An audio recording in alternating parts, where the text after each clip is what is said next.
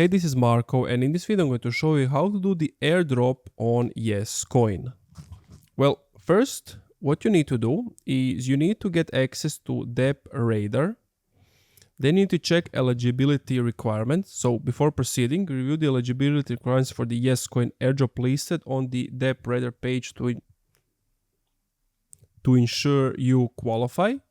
Check your Solana wallet. Click on the Connect Wallet button and link your Solana wallet. Then claim your Yes tokens. So, of course, carefully read and complete the steps provided on the page to successfully claim your tokens. And fifth, secure your tokens. So, after claiming, transfer YesCoin tokens to a secure wallet to protect your assets.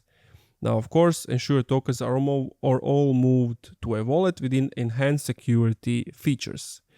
Now, another way is to get community engagement through airdrops. Now, airdrops often require participants to engage with the project and its community, creating a sense of involvement and loyalty. YesCoin, for example, targets Solana NFT holders, DeFi users, and developers, ensuring that the active community members are rewarded.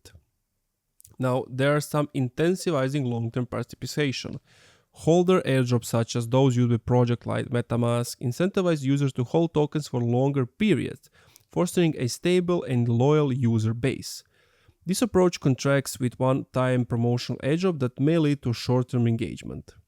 Of course, boost ecosystem activity. Airdrops can significantly boost activity within an ecosystem. YesCoin airdrops increase transaction volumes on Solana, engaging various community segments and encouraging ongoing participation.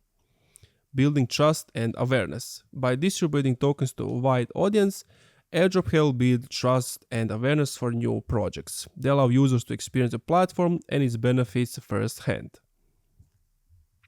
And that's it. Thank you for watching this video. If you enjoyed, leave a like, comment, subscribe.